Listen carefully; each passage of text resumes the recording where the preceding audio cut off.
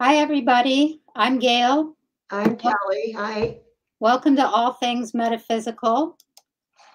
Kelly and I were just talking before the show about if we should talk about raising your vibration, and then both of us started laughing because neither one of us is sleeping and we're both exhausted. And it seemed really funny to talk about raising your vibration when we're both really tired. So, but that might be the perfect time to talk about it. It might very well be. Some of the things that have been happening lately, I've heard other people talk about too. Being just incredibly exhausted and not sleeping and being woke up with either somebody. Um, I had someone whistle in Hmm. my ear early this morning. I've had people actually touch me. Hmm. I don't think those are really um, odd, you know, for many people. I think a lot of us are going through that. Hmm. Whoa, That was, stop. hi, Anita. And one of the other things, and I've talked about this before, but I'll talk about it again. My mother's birthday was 8/23. And so Mhm. every day I see 8/23 over and over and over again. I see it in the morning and I see it at night. And today I was laughing because when I clocked out of work today, I worked exactly 8 hours and 23 minutes. And so I think part of raising, here's my tie in. I think part of raising your vibration is starting to pay attention to those signs that they're giving us to raise our vibration because every time it happens, I'm like, hi, mom, thanks for popping Right. in. And so I think it's really important to notice those things. Yeah, and I think that is a big piece of it. I think a lot of times, just doing simple things, just getting up and moving is a really effective way to raise your vibration, especially if you're as exhausted as I am. Hmm. I literally went around and went for a walk before our show this afternoon to try and get back into my body, because what happens with me, and I'm sure a lot of people on here can say it happens to them too, is when I get very, very, very tired, I just decide, you know what, this body thing is just too heavy to carry around. I'm just gonna go over here for a while, and that doesn't do a whole lot to raise your vibration. Let me tell you, it just doesn't. So one of the ways, and it sounds counterintuitive, that works for me is to reground myself. Hmm. Because once I make myself be fully integrated in my body in this realm and this dimension, because that's the other thing I do when I get tired. I go and visit friends on, whatever. And that really does help raise your vibration, especially when you're tired. So there's a couple comments. One is that their car alarm woke them up this morning. And the second was today my great grandmother woke me up. And so that being woken up by spirit, I had the weirdest dream, and I don't remember my dream. So it was really odd that I had a dream that I remembered today. Well, I remembered it this morning when I woke up and I wrote it down. I honestly don't remember it now, but it was just, I remember thinking, this is truly bizarre. So, Yeah. And that happens. I had a dream that you were in. We were test driving spaceships. can't imagine why you would have that dream. Which totally fits for both of us, But yeah, so a lot of people, you've probably noticed this too, a lot of people having really vivid, Mhm. different kinds of dreams lately. Yeah. Yeah. Well, in the spaceship thing, depending on what someone's belief system is, and I've never been one to make people believe what I believe. Right, To think that we're alone in the cosmos is kind of an egocentric view. There's got to be some other forms of life somewhere. They might right, not look exactly like us, but they've got to exist, without going into too many details about, right. and the term aliens versus multidimensional beings and what dimension are they coming from and are they here to help or are they not here to help? Hmm. Apparently, when we're talking about raising your vibration, that's just a subject that comes up. So Right. for a lot of people, is they start talking about that. They start talking about, or I got visited by this entity, or I got visited by this entity. And, I think a great question would be to talk about is how do you keep your safe space so that you get higher vibration entities visiting you versus lower vibration? Right. And that's actually something I think I got from you is asking angels to, surround me, sort of put a cage. What I have done also when I'm not sleeping is I sort of put myself in like a gigantic hamster wheel Mhm. so that when I'm walking around, nothing, dark is going to reach in. So Ooh, the that's a good question. Yeah, so the question is, do you think celestial beings vibrate as high as angels? I think it depends. I don't Um, believe that there's a hierarchy. I believe it's more of a dimensional thing, and each dimension has a different vibration. And right. I think angels and celestial beings or multidimensional beings, depending on where they're from, their vibration is going to be a little bit different. That's Right. how I would choose to answer it for me. Right, exactly, and some of them I think actually do vibrate very, very high. Mm. I don't know that I would compare it to angels, but there are some that very, very high vibrations. And we were talking before the show, I think that's why some beings Mhm. are not always with us. They kind of come and go. I had an odd thing happen this morning. I was honestly trying to take a nap and I had a shimmery light in Mhm. the corner of the room, and I saw something materialize, look at me, say, "Sorry, wrong dimension," and fade out. And I'm like, "Whoa, that's different."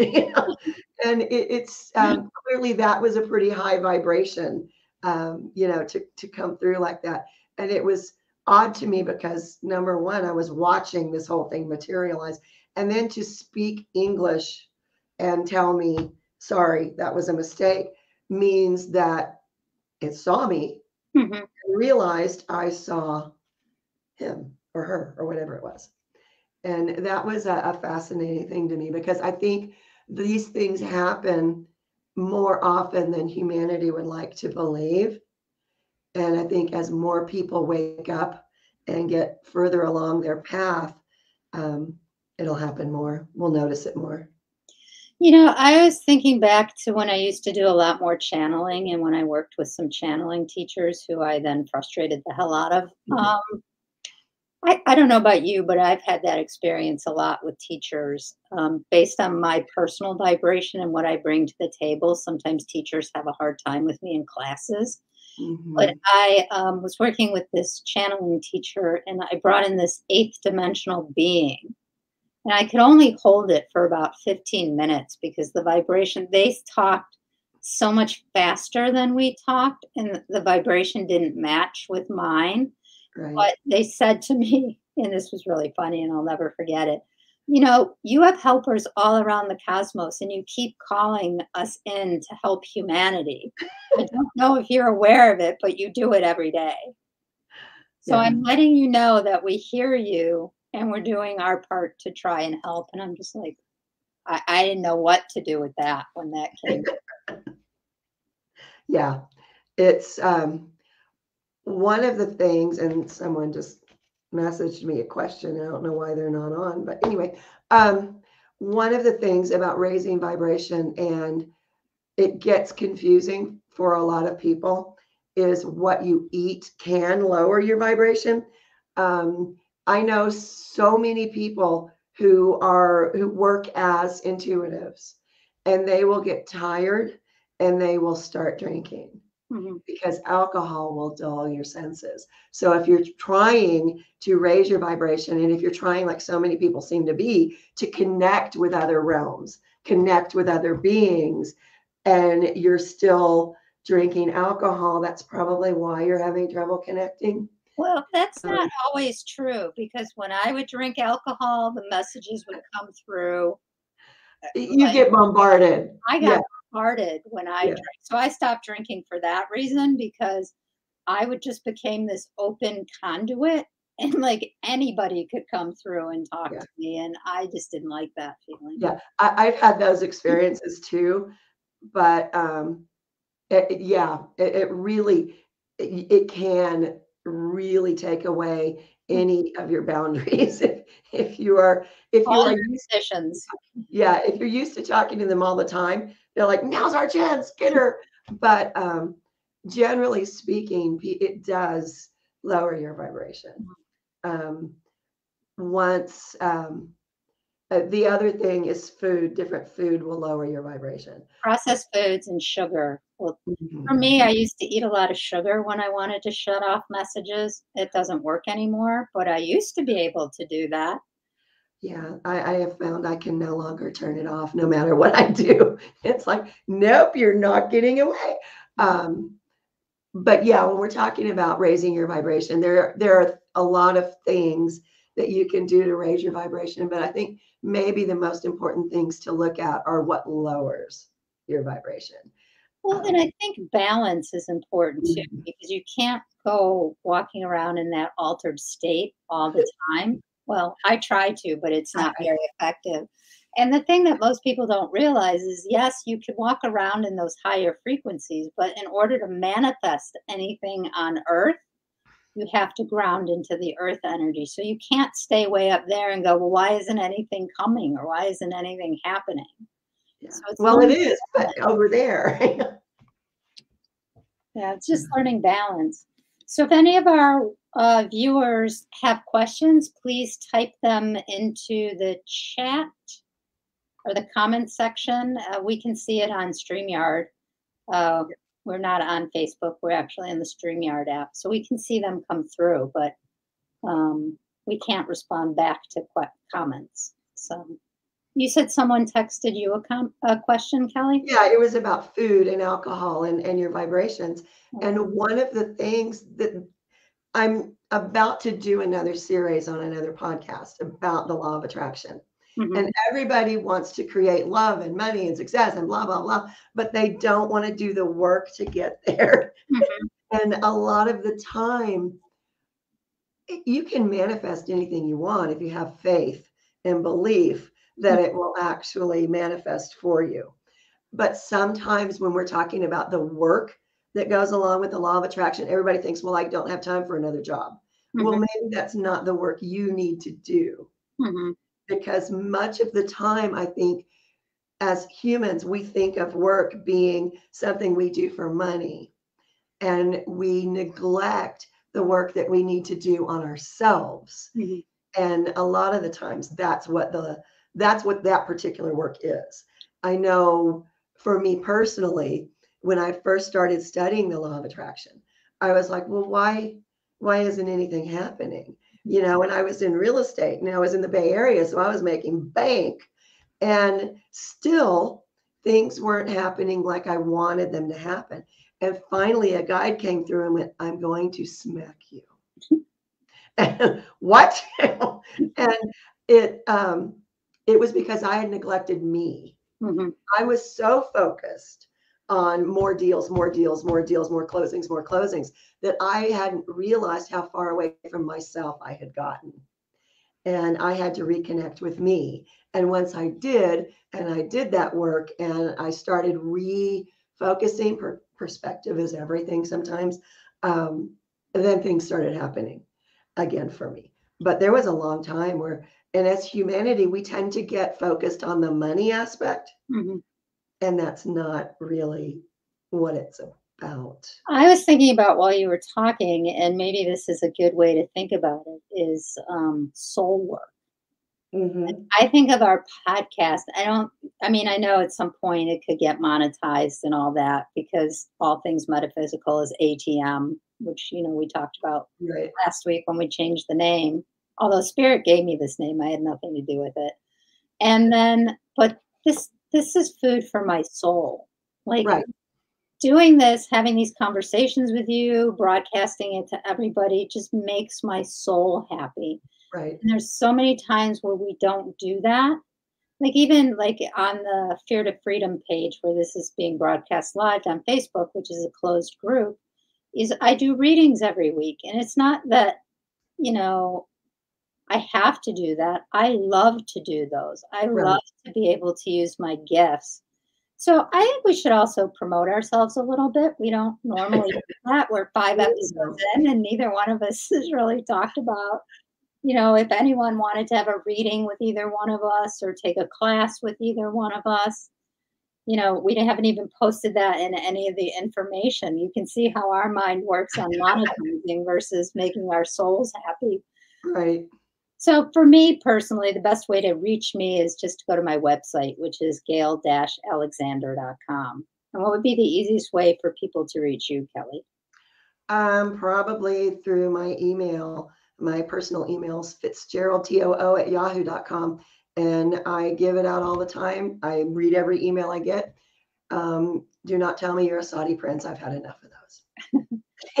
I just think sometimes people have questions that come up after this, and we haven't really said how to contact us or anything like that. So I just thought maybe that was important to add it in today. Yeah, and it's interesting. And when we were talking before the show, I mentioned how somebody was listening to a blog. Can't even talk. I'm so tired. A podcast that I did earlier today, and wanted to know why it wasn't video. Well, because it's a different show. But those kinds of things I'm finding more and more, for whatever reason, we seem to be reaching people that we don't even realize we're reaching. So I thought that was very cool. And again, for anybody, we now have a YouTube page that has all the podcasts that we've done, and then we'll read the comment. Is All Things Metaphysical on YouTube. So you can find us there that way too.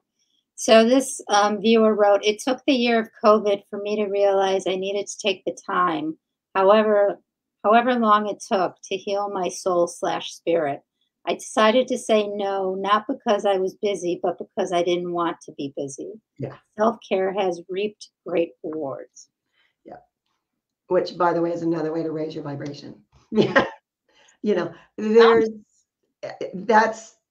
I think that's an awesome thing to say no sometimes, because we do tend, and I almost did it to myself again, going back into podcasting, because I was away for a while healing. Go figure. And it's so easy when we get into something that we really enjoy doing to kind of try to overschedule ourselves. Or when people, in my case, when people found out I was doing podcasting again, my show's booked through December at this point, because I was just inundated with people. I want to be back on. I want to be back on. And my first reaction, honestly, was, okay, well, I can schedule every day for 3 weeks and get no, I can't. I can't do that anymore. So that's a great point. And are you worth saying no? Right. And I'll just give a personal example, because I do, like I just mentioned, I do the readings every Monday night on the Facebook group. And I had the third COVID vaccine on Saturday, and I'm one of those people, if there's a side effect, I'm going to find it. I didn't read what any of the side effects were going to be, but I managed to have all of them on the list, because after day 3, I finally decided to look to see what the side effects were, and I had every single one. So I still tried to do my live readings to honor my commitment. And I got 5 minutes into it, and I'm like, oh my God, I can't do this. Like, I can't even function.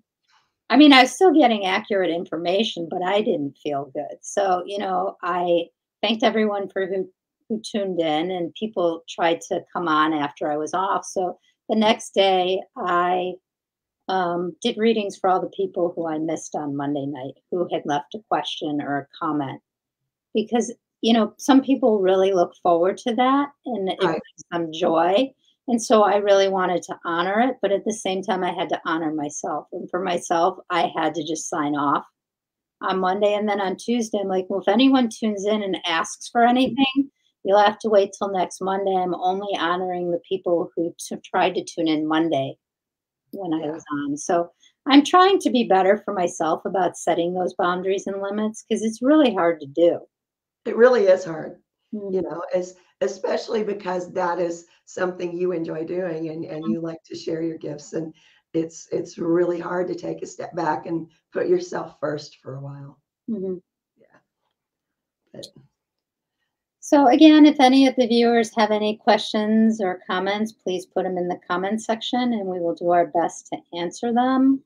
Um, but I think for me, raising my vibration, it was interesting to see what foods I could eat and how I became allergic to everything and could no longer eat so many different things. right. So, like every time I'm going to have a major jump, they take away another food group. Yeah. Because my spirit team has joked around with me that I could be a breatharian, and I told them there was no way in hell that was ever happening. Like I like food a little too much to just get my nutrients from the air. Yeah, I like food. But I am also finding that there are things that I ate my entire life without trouble that all of a sudden can't eat anymore. Mhm, I just can't do it. And for a very long time, um, through my 20s and most of my 30s, I was a vegetarian. mhm. And coming off of that, because my ex-husband was the barbecue king and it smelled so good, I had to eat it again. But I found that now I can't really eat meat again. And there are a lot of, I can't eat potatoes anymore. They upset my stomach every Me single time. too. What's that about? And I don't know what it is, but it's like every once in a while I'll find a food that I used to really love, and it's like, ooh, I can't eat that. Mhm. That's bad. So it's interesting how it all works, but it's you just have to kind of learn to live with it, I guess. For those of you who didn't realize that when you start to have reactions to food, it's related to raising your vibration, sorry to ruin it for you. Yeah, I've had I coach a lot of teenagers who are just kind of discovering, what they are, who they are, and they're seeing things and hearing things. And I've had a couple of them say, "I'm not going to stop eating candy. I could never." And then, I watched them, and a couple of months later, they're coming back to me going, yeah, I just don't crave sweets anymore. Mhm. And that's just kind of how it works. And you think, going into it that you're going to miss so much. And in the reality, you really don't miss it at all. Mhm. You just completely don't Because miss it. being that I worked in eating disorders for 25 years, when you're actually feeding your soul, sometimes you don't crave food Yeah. because you're not trying to numb yourself out or make things go away anymore. And you're actually nurturing yourself and giving your body, mind, and spirit what it needs. And then you don't have, because so much of our society is set up around food and feeding ourselves and things like that. So this is an interesting thought. No idea why I'm talking about that today, but there you Yeah. I know there were a couple of days, I think it was last week, that I didn't eat. go. Mhm. I just and then when I just didn't think about it at all. And then I woke up on that third morning going, I am really starving. Why am I so that's why I'm so hungry. Okay, never mind. But it happens. And I think a lot of times, especially in our society, any change in how you eat, if it is not expected by those around you, Mhm. scares people. Mhm. I had a mother-in-law who died because she was anorexic for 40 years. Mhm. And if it wasn't for people sneaking calories into everything she drank, she probably would have lasted 10 years instead of 40. Mhm. But every time anyone in that family loses weight or gains weight or doesn't eat something or doesn't drink something, everybody panics. Oh, it's an eating disorder. Not everything is an eating disorder. Not everything is about COVID either. Mhm. So you can't say, I have a headache and I'm really tired. I must have COVID. No, because, that's my normal lately, seems like. Well, I read somewhere, or a post popped up on Facebook today, and I don't know if you know anything about this. I think that 6 planets are in retrograde today. I wonder why we're all so tired. Uh-huh. There really is something to astrology and things like that. So it's really sometimes paying attention to that so when, like, all of a sudden you crash or something like that, you can trace it back and there are connections for it. So it's just an interesting thing. One of the things that I found super interesting is I journal every morning. I've kept a diary since I could write, I'm sure. I know I found one from when I was 8 years old, and that's really interesting. But I went back out of curiosity. I just went back to this date last year, Mhm. and I was tired. It was like all the same things. So something about the time of the year is definitely in play. Um, an interesting thing when you look into astrology and you look back at when things happened, Mhm. it kind of gives at least me hope for what's coming. I had a very big meeting to pitch a children's book storyline that I've been developing, and the original date was today, Mhm. and they canceled it till October 7th. And I went, huh, wonder what's funny about October 7th. And I looked up the day and it said it's all about action and making plans and contracts. And I'm like, whoa, okay. Mhm. That'll work in my favor then. But it's interesting. I don't know if anybody else has a journal, but it's really interesting to see what happens from year to year and date to date. I Um, I pulled out all my old journals when I was writing all my books because mhm, oftentimes I had channeled messages in all the right. journals. Like that would be the time when I was journaling would be the time I would allow myself to channel. And so that's kind of what wrote most of my books was all my journals. Yeah. But I have Yeah. a friend who does Vedic astrology. And she keeps explaining to me, and I'm like, "You can explain." We talked about this. You can explain it all you want. I just keep hearing the song Aquarius in my head. But it's so funny because she'll ask me questions and I'll give her dates. And she's like, "Where did you get that date from? Because that date is exactly what this is about, or this is what this is." I'm like, "I don't know." Hence the title of the first book. I don't know how I know. I just know. I just know a lot of stuff. I don't always know why. Yeah. Yeah, I've given up trying to find out why on so many things.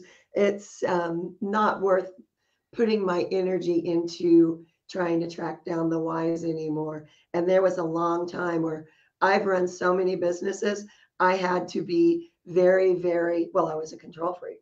Mhm. And one thing about when you start using your gifts and you start waking up to those gifts and the power that those gifts have, you've lost all control. I control nothing. Mhm.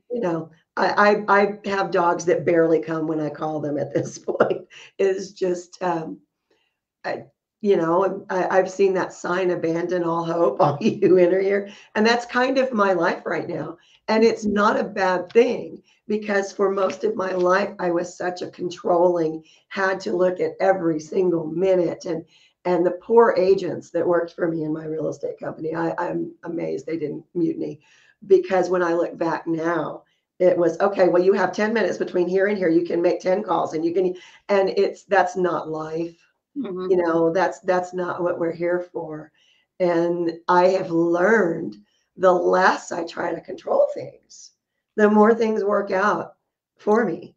There's a great analogy with that, and it's one I used to teach the patients all the time, and I don't remember, I think I learned it during my internship, but if you pick up sand and you make a fist, what happens to all the sand? Yeah, it still goes Goes through. through your fingers, but if you pick up the sand and leave your hand open, the Yeah, sand stays in your hand. So the more you try and control, the less control you actually have, and the right. more you give up control, the more control you actually get back. Yep. Yep. And that too raises your vibration is giving up the control or the need to feel like you have to control or you have to know why things happen. Um, And there's so many people that I've seen posting on social media, or I listen to a lot of podcasts talking about why. Mhm. Well, why? But why? It doesn't matter. In the greater scheme of things, why doesn't matter. Mhm. It's just, look at it, accept that it is what it is, and, let it go. Um, I think one of the biggest ones is letting go of when things are gonna happen. right, No, I have a real problem. Like, if I start something, I wanna see the results right away, and then my spirit team is always saying, "It's in divine time, not yours." And yeah, that frustrates me more than anything. I'm like, "Well, why can't it be in my time? Why is it always on your time?" And I right, know for years, and I don't know how you feel about this, but for years it was, "Hurry up, we're gonna get you ready, the world needs you." And then the world would make different choices, and they're like, "Okay, not yet." And then right. it'd be, "Hurry up, do your work, the world needs you to take your place." And then I would get, "Nope, not yet. Humanity made a different decision again." But I feel like this time, like, they've gotten me ready and they haven't said, "No, humanity made a different decision this time." It's like Right. those of us who are here to help move humanity forward, now really is the time. This isn't the dress rehearsal, this is the real thing. Yeah. And one of my friends was talking to me and she's like, "Well, you do realize you're a teacher." And I'm like, Right. um, yeah, I don't, Yep, you are. and it's just so funny because I think of like all the people I know in my life who are mentors. I don't see myself as that. And yet I am, because there's so many people who come to me Yeah. who want direction and want suggestions and want feedback. It's like, when did I become, when did I become the wise one? It's It's like, never on yet. when did that happen? It's funny because I used to have this vision of when my hair was grayer and longer, that would be when I took my place on the world stage. I would have all these visions all the time of that happening. And I'm like, oh, wow, that time is now. Yep. Yeah, it This is is. why I was a reluctant mystic for a long time. Oh, yeah. If someone wanted to fight against it, it was me, right, Kelly? Yep, it was me too. Yep, right there with you. It's interesting how going back, Facebook has the memories thing. Mhm, And going back and looking at memories from even just 3 or 4 years ago, mhm, how different things are and how different I feel about it. I remember very, very vivid visions I was given in meditation back in 2010, 2011, um, and it was always the same. I was on a stage speaking to mhm. people. And I was like, well, that's not going to happen. Well, that was fun. Bye bye. Not doing that one. And as we've gone along, my reluctance is sort of starting to shift a little bit. Oh, it's still there, but it's not as strong as it used to be. And I see that in you too. You've been reluctant, but I think it's starting to kind of Resistance is futile. yes. Yes, you must be assimilated. Yes. Yeah, and if I pick "You Are the Light" one more time in a deck of cards or have someone pick it for me, I'm like, "Okay, I've got it. It's Mhm. my time to do this." And it's funny because I remember, like, when I first started to do podcasts and stuff, and I've talked about it with you because some of the first ones I did were with you, and I would be so nervous, like, the first few minutes, and then I would just start channeling and I would be fine. Right. I don't get that anymore with podcasts. Like, even when I do live videos anymore, I don't even mind seeing myself on the screen anymore. Although I have to admit, when I do a lot of live podcasts, I love to watch the orbs that fly around my head when I'm doing podcasts. I haven't been paying attention today, so I don't know if there are any or not. At some point, I'm just going to be known as the orb lady. But it's just interesting how that shifts, Yeah. because it used to be something that I loved doing it, but I was terrified of it. Now I just think it's fun, and I just want Yeah. to do more of it. Yeah. Well, they're always fun. I'm starting an entirely different type of show coming up. I know a lot of people in the entertainment industry, they sort of find me I sort of collected them through the years. And a lot of them have said, hey, you should do a show for us. I'm like, for you? Why would I do a show for you? But I'm going to start that. And it's really interesting to me how so many of those people in entertainment also listen to other shows that I do. Um, You it's send them our way to listen to our show? No, Yeah, I'm sure they will. I just need to send people links to our YouTube channel. But they've gone back mm-hmm. and picked different shows that I did even, 3, 4, 5 years ago to listen to. And that's really interesting. It's very flattering to me on one hand because everyone tells me I'm so good at what I do. Mm-hmm. I don't see that in myself. And I think so often people do that. I'm not the only one that doesn't see it in myself. Whatever you're doing, whatever talent, whatever gift you have, you will always tend to not see your greatness in yourself until, enough time has gone by and you've got used to it and go, yeah, you know what? I am pretty good at that. But I'm still waiting for that to happen. But it's fun. There's also a piece that for me is I also want to stay very humble. Like I know I'm very fortunate and I know that I'm very blessed and I know that I came back with a ton of gifts. I know that. And I mean, I could let that go to my head. And I have one friend who tells me that it goes to my head all the time. It doesn't. I mean, because I still question everything. I'm still curious about everything. It's like, so I have the ability to be a medium. We've talked about this before. I mean, Yeah. I have the ability, it sounds like bragging, and I'm not trying to. I'm very fortunate. I have all the clairs, so I can do pretty much everything, and I can recall past lives, and I remember most of my past lives, and I know about some of my future lives and things like that.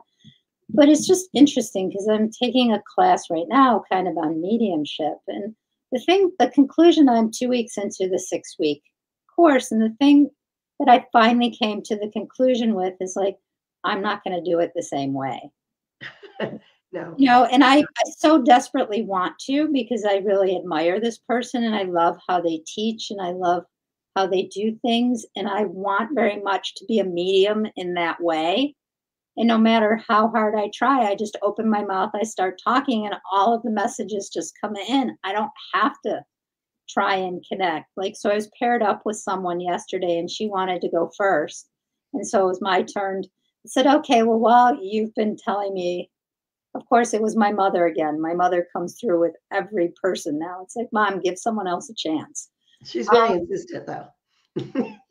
But I'm like, okay, so while you were telling me about my mom, your mother came in right away. She's showing me this, she's showing me that, she's showing me this. And I'm like, I just have to remember, and it's really hard for me, is that I'm not going to do it the same way other people do it. It doesn't mean I'm doing it wrong.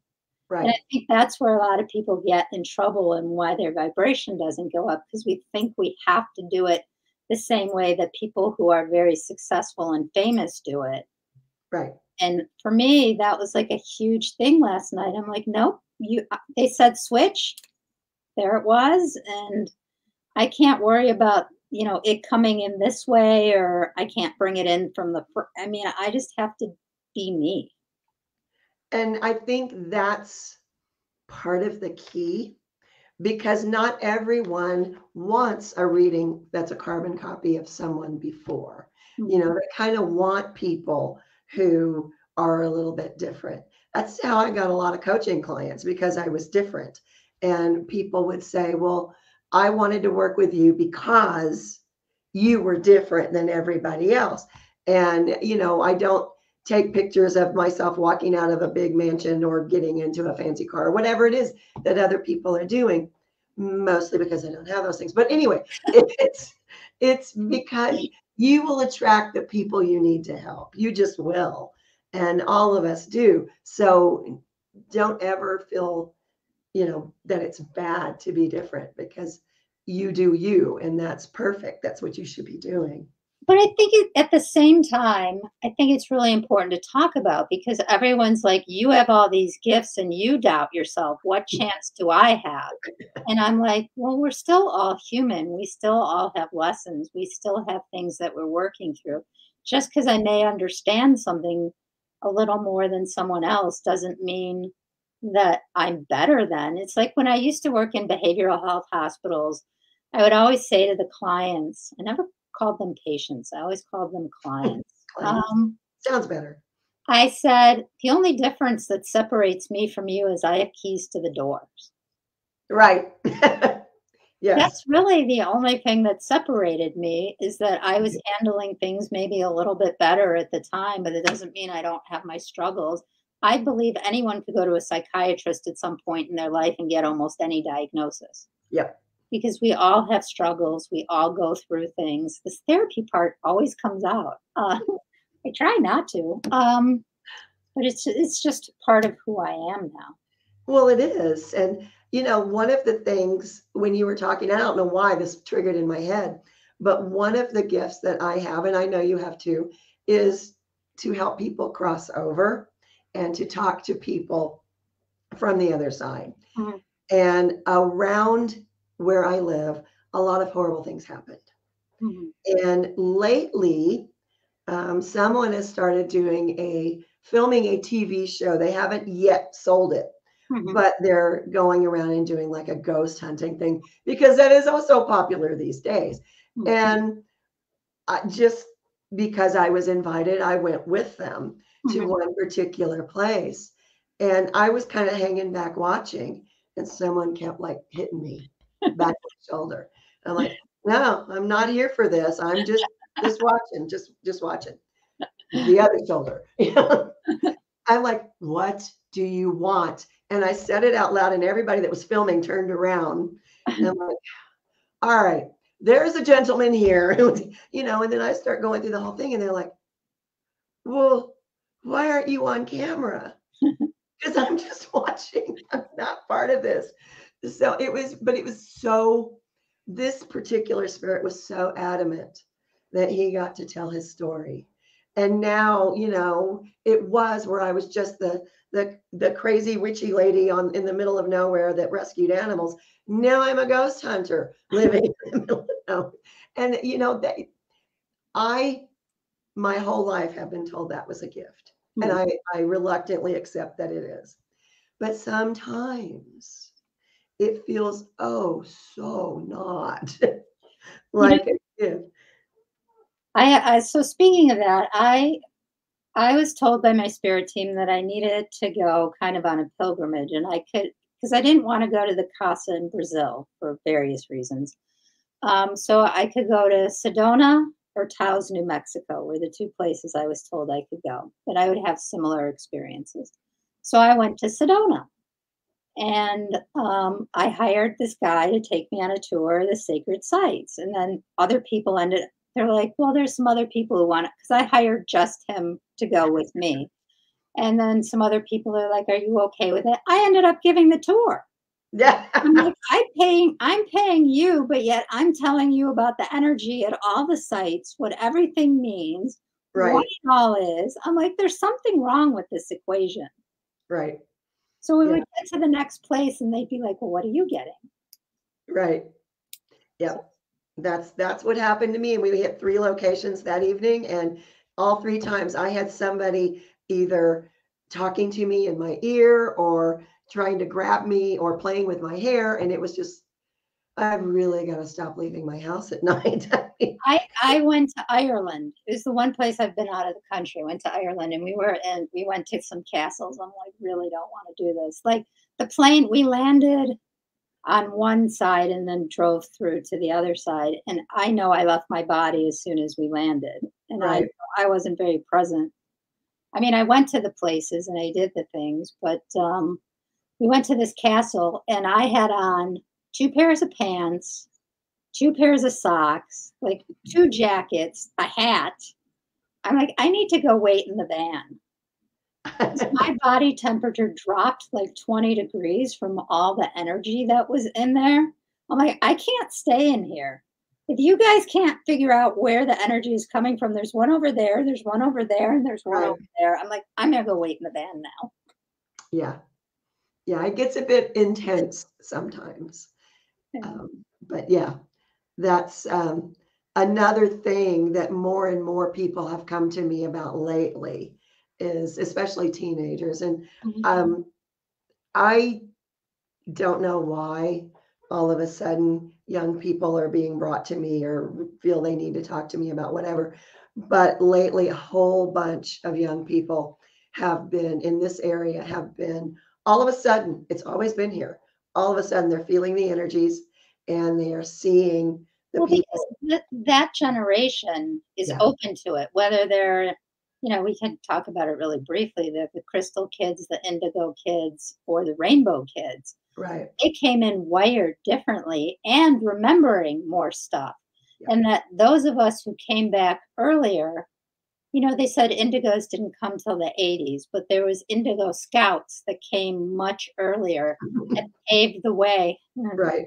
Paved, I think we were both be one of those um, Yeah, that paved the way for these kids. And so it's no mistake. There was no mistake that my last job was in an adolescent program. right. There's no mistake that they're finding us. Kelly wants to know what area you are in. Southeastern Arizona. I tell people it's at the junction of Mexico, New Mexico, and Arizona.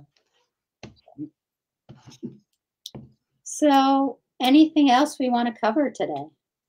I think we've pretty much run the gamut like we usually do.